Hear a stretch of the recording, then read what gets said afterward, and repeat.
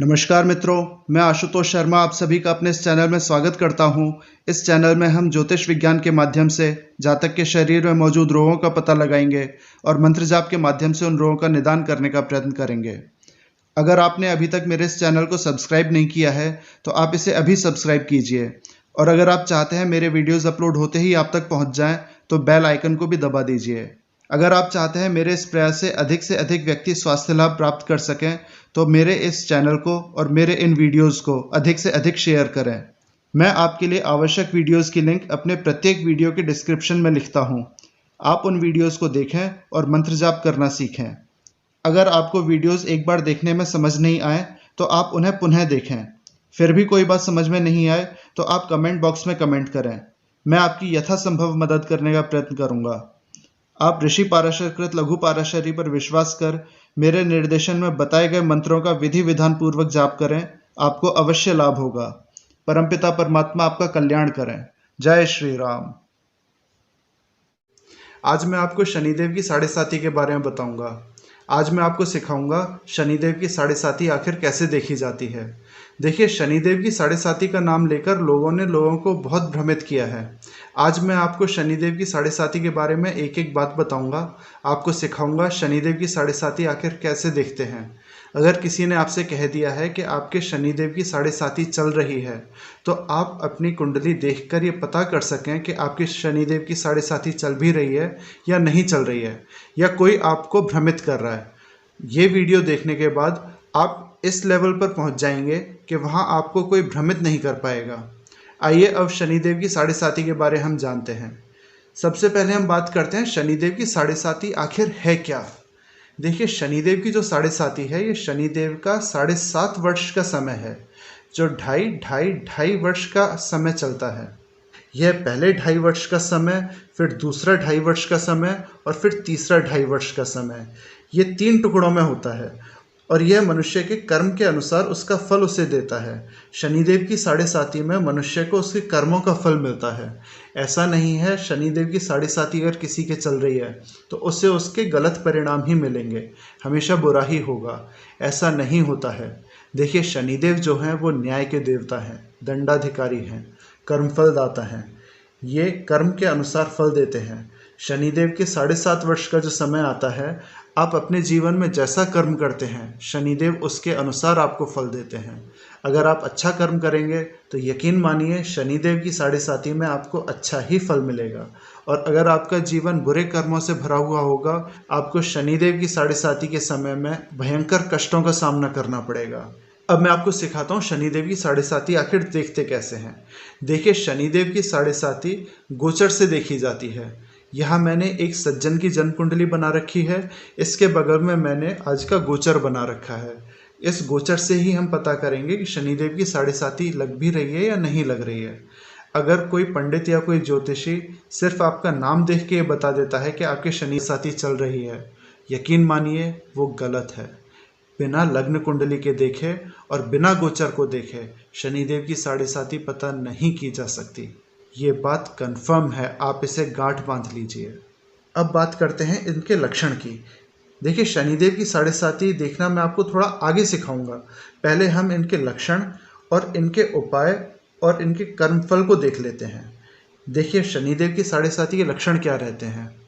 शनिदेव की जब साढ़े साती लगती है, अगर मनुष्य के जीवन में बुरे कर्म रहे होंगे तो शनिदेव की साढ़े साती का जो शुरू का 2.5 साल है उसमें उससे भयंकर आर्थिक हानि होगी, लॉसेस होंगे, उसका व्यापार चौपट होगा, उसकी आय के रास्ते रुक जाएंगे, उसकी आमदनी अगर अठन्नी होगी तो खर्चा उसका रुपया होगा या उससे ज़्यादा होगा, उसके खर्च बहुत ज़्यादा बढ़ जाएंगे और हर तरह से उसके धन की बर्बादी के रास्ते खुल जाएंगे।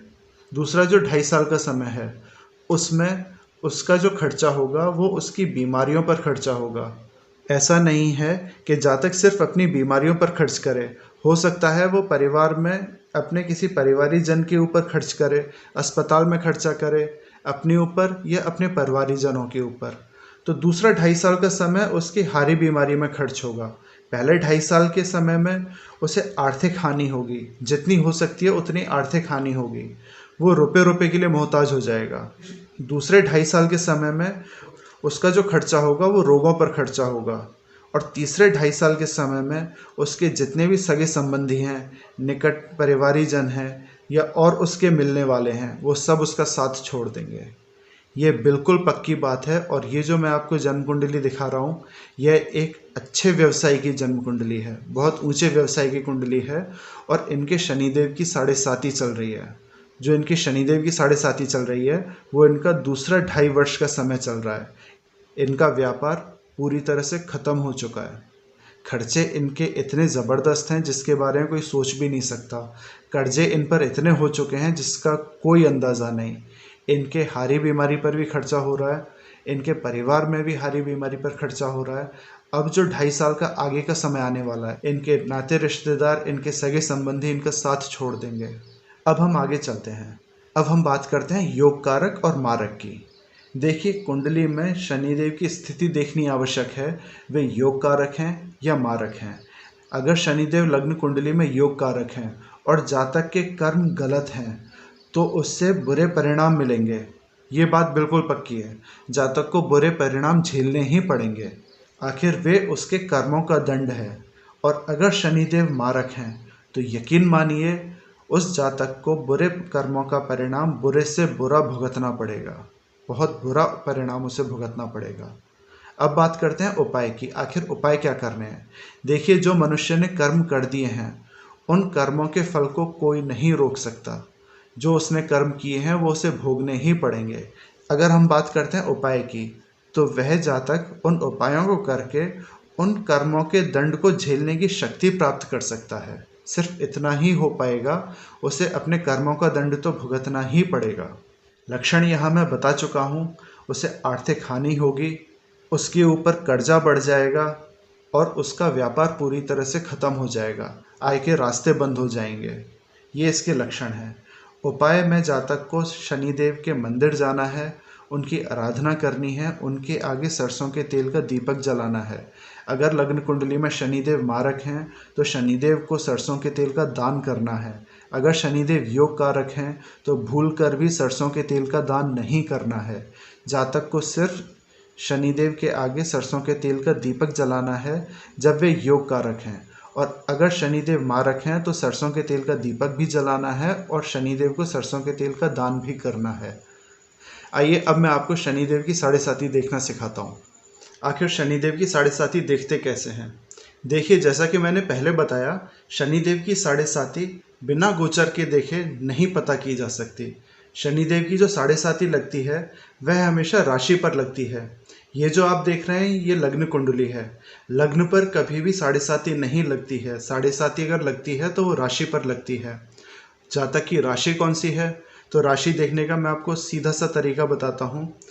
जिस स्थान पर या जिस अंक पर चंद्रमा विराजमान है वो ही जातक की राशि है। जैसे कि आप इस लग्न कुंडली में देख रहे हैं, यहाँ चंद्रमा 10 के अंक पर विराजमान है। ये देखिए, चंद्रमा यहाँ 10 के अंक पर विराजमान है, अर्थात इन जातक की जो राशि है वह मकर राशि है। अब हम आज के गोचर को इस लग्न कुंडली पर अप्लाई करेंगे।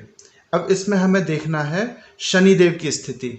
यहाँ देखिए शनिदेव कहाँ विराजमान है, कहाँ विचरण कर रहे हैं। तो आज के गोचर में शनिदेव जो विचरण कर रहे हैं वे मकर राशि में कर रहे हैं।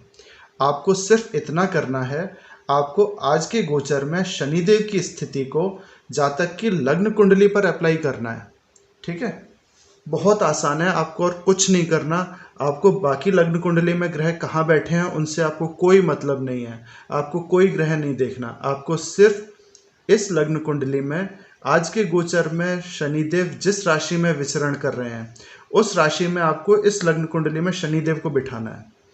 अब आप यहाँ देखिए, शनिदेव यहाँ मकर राशि में विराजमान है। ठीक है, अब आप इस लग्न कुंडली में शनिदेव को मकर राशि में विराजमान कर दीजिए, 10 के अंक पर विराजमान कर दीजिए। यहाँ पर शनिदेव 10 के अंक पर है, यहाँ भी आप शनिदेव को 10 के अंक पर बिठा दीजिए।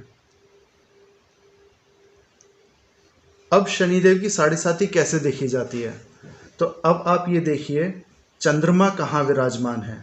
अगर चंद्रमा यहाँ विराजमान है, 9 के अंक पर अगर चंद्रमा है तो शनिदेव की ये उतरती हुई 7.5 होगी।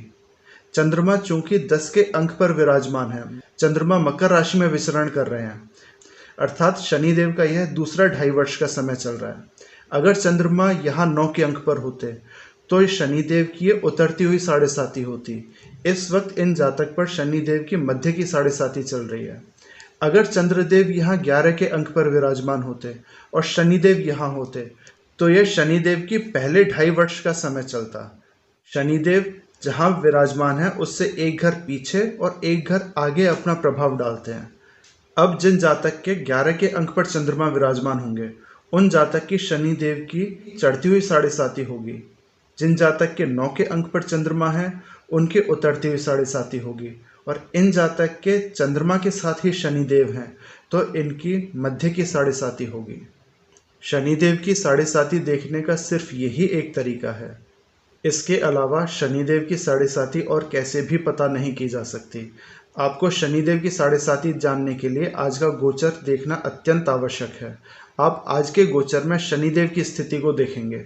शनिदेव किस राशि में विचरण कर रहे हैं, उसी राशि में आपको शनिदेव को इस लग्न कुंडली में या जो भी आप लग्न कुंडली का अध्ययन कर रहे हैं उसमें आपको शनिदेव को विराजमान करना है।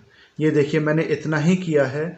यहाँ शनिदेव मकर राशि में विचरण कर रहे हैं। मैंने इस लग्न कुंडली में भी शनिदेव को मकर राशि में ही बिठाया है। अगर आपके शनिदेव की 7.5 चल रही है और आपके जीवन में कर्म अच्छे रहे हैं तो आप यकीन मानिए शनिदेव आपको करोड़पति तक बना देंगे। शनिदेव की 7.5 में आपको क्या उपाय करने हैं यह मैं पहले बता चुका हूँ। आप ऋषि पाराशर कृत लघु पाराशरी पर विश्वास कर शनिदेव के बीज मंत्रों का जाप करें, आपको अवश्य लाभ होगा। परमपिता परमात्मा आपका कल्याण करें। जय श्री राम। अगर आप मुझसे जुड़ना चाहते हैं तो मेरे इस चैनल को सब्सक्राइब कीजिए और अगर आप चाहते हैं मेरे वीडियोस अपलोड होते ही आप तक पहुंच जाएं तो इस बेल आइकन को भी दबा दीजिए।